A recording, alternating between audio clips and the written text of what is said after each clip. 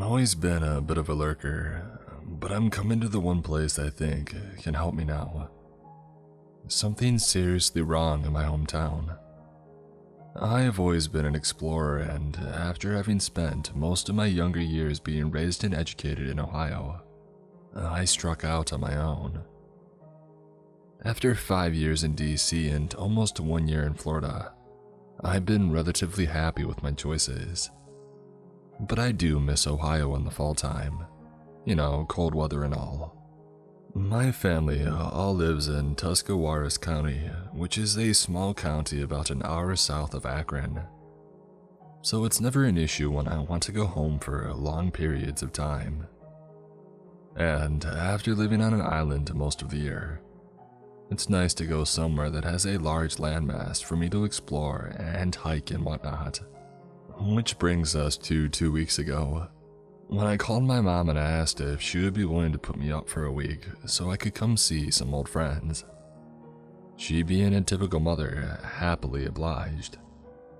We talked about the comings and goings of the small town Dover, Ohio, and the typical neighbor gossip when she said, "The area, it's just changing." Me being from there, I dismissed it. Something was always going to happen, but it never quite materialized in my small hometown. I drove up a week later. Happy to be home and seeing family and friends, I spent the first 2 days bouncing all around the county. But one night I couldn't sleep, so I hopped in the Jeep and decided to take a night drive. Driving like a bat out of it across those winding roads until I ended up back in town. I stopped at the local Circle K for a pop. This is the first time I noticed something off. As I walked out of the Circle K and into the parking lot, I noticed a man standing in his front yard next to the Circle K. Just standing there, staring straight ahead at the empty street in front of him. I assumed he maybe had AirPods on or something, but he made no noise. Just stood, never once turning his head. I brushed this off and of course hopped in my Jeep. Once started, the radio blared to life louder than I had remembered having it. I turned it down and once again looked toward the man.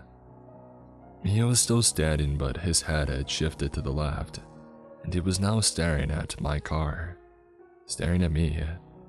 I could feel it. Needless to say, I noped out of there really quickly, and I got back to my mom's. I convinced myself that it was just a weird guy and I fell asleep. The next day, I happened to drive past that house again, and the man was gone, though I half expected to find him there still staring ahead. I told myself to quit being paranoid and to just enjoy my time here. 2 nights later, I was at my sister's and we were talking about it. I told her about the man that I had seen, and to my surprise, she said the same thing my mother had said weeks earlier.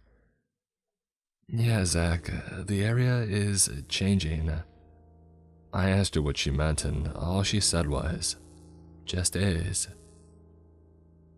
After a bit more catching up, I hopped in the Jeep again and I took off to Mom's. Driving through town late at night was always peaceful, as the roads were usually barren, barring the occasional late-night driver or two. You tend to zone out except for when you see the random red lights. Something felt off and an unease ran through me. I came to a red light and that's when I saw them. The houses lining the street on the block before me had people standing in front of them. At least one person in front of every single house. All of them standing in their front lawns, uniform, staring straight ahead. I turned off the radio and rolled down the window and slowed down in front of one of the houses where 2 people, a man and a woman, stood. "You guys okay?" I managed to say. "Nothing." "What's going on?" I stammered, trying to put some bass in my voice, but still nothing. Their eyes weren't even focused on me, just staring straight ahead. Their heads didn't even move. Screw this, I thought, and I sped off. Further down the road I went, desperately trying to get to my mom's and shake the creepiness factor. However, as I continued and turned off the main street, I noticed that more people were out in front of their homes. It wasn't every house, but probably 1 out of every 3. All of them staring straight ahead. To my relief, my mother's street was not experiencing this. I ran into the house. "Mom, you've got to get up. Something's going on." "Zach, it's 12:30 at night. What could possibly be going on?" I told her the story and she looked at me incredulously, and it was obvious that she didn't believe me. I begged her to come with me, and I could show her. I finally coaxed her out and we got in the Jeep, and I went to the areas where I had seen the people. No one was there. The streets deserted like they usually were at this hour. My mom was annoyed and complained about being pulled out of bed. I told her that I knew what I had seen, and that it was weird and something felt off in the town. "Zach, the area is changing," she said coldly, almost as if it wasn't in her voice. I asked her what she meant, but she gave the same answer my sister had only hours earlier. "It just is." I pressed her for more, but she didn't say anything until we got back to her home. She told me goodnight and went to bed. I couldn't sleep. Something felt off and I felt as though those people were still out there. The next morning, I left for Cleveland, as planned to see some friends over the course of 2 days. I stopped at Speedway to get gas that morning and was tired due to the lack of sleep the night before. I went in for coffee and to my surprise, the man standing behind the counter was the same man that I had seen at the start of this all. I froze, unable to move. Does he recognize me? I thought. No, there's no way. I walked up with my coffee and he looked at me before asking, "Anything else?" No, I stammered. He was different, fidgeting and tapping his fingers on the counter. So much movement compared to who I saw the first night. I had to say something, anything to him.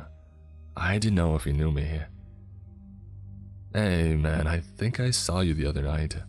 I managed to blurt out, my eyes avoiding his. "Oh, where at?" he asked. "I think I saw you standing outside of your house the other night around 11:30.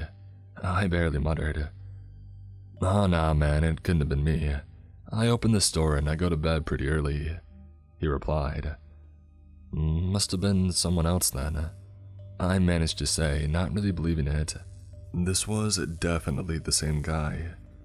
"Lots of new people moving here, man. Don't know the whole town like I used to. The area is changing, that's for sure." As he said it, his eyes got very distant for a moment, before shifting back to his cheerful demeanor. The words sent chills down my spine. What the heck was going on? My sister, my mom, and now this guy all had the same reaction with the exact same words. I grabbed my coffee and got out of there, ignoring his "Have a good one, brother," as I walked out the door. Being in Cleveland was wonderful for those 2 days, and I felt as though a giant weight had lifted off my shoulders. Life was normal again. My college friends and I went to a Cavs game, hung out and drank ourselves silly, and overall had a great time. All of those weird experiences, wild in the back of my mind, felt like a distant memory. Which brings us to tonight. My mom called me around 4 and asked if I was heading home.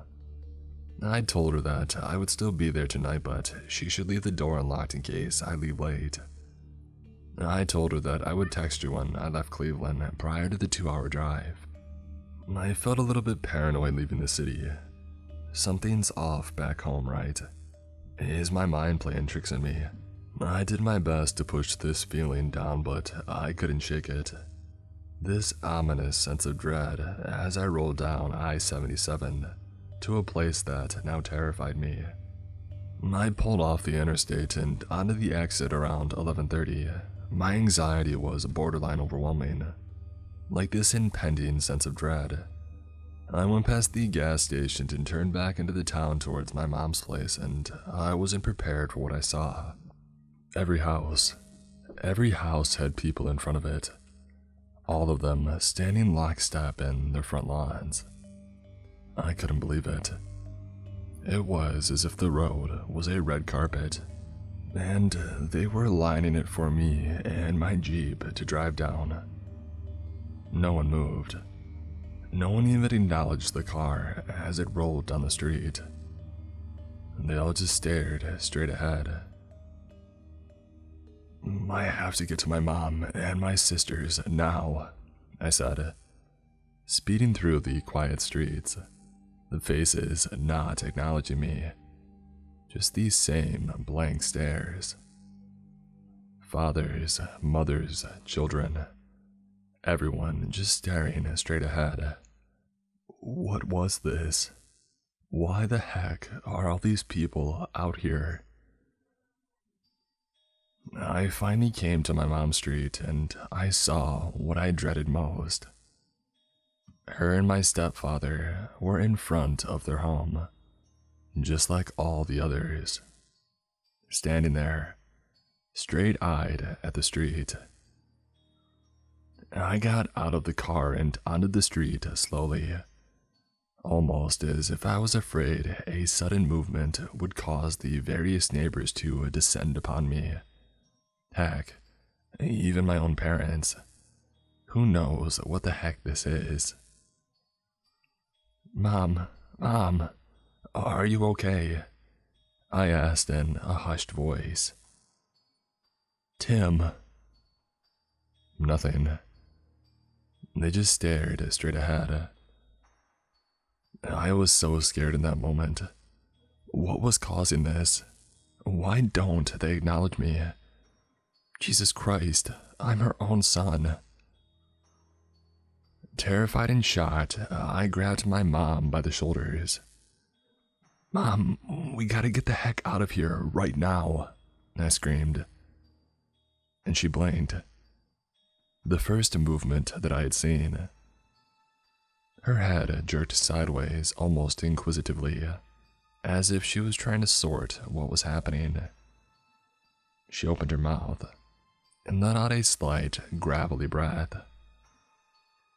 "The area is changing," she whispered. It wasn't her voice. It was a guttural, gravelly voice. Suddenly, I heard the sound of movement, and the entire street was looking at me. All at once, they opened their mouth, and they let out a wail. It sounded like... No, there's no way to even describe it. Dozens of wails from these people, these neighbors.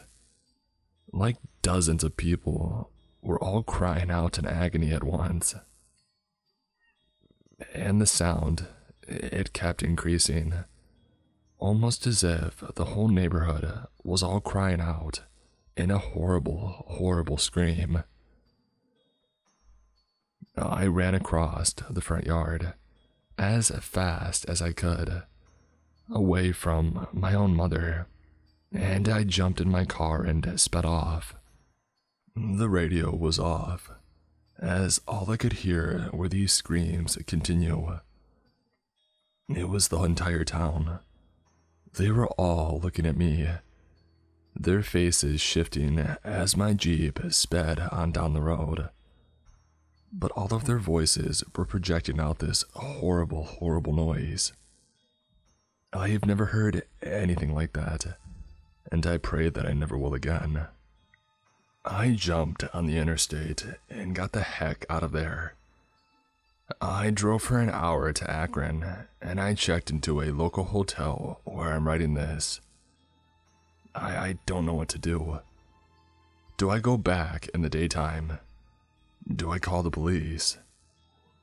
I have to do something. My whole family is there. I've tried calling my sisters and no one answers. I really hope that they're safe, but I dare not attempt to go get them now.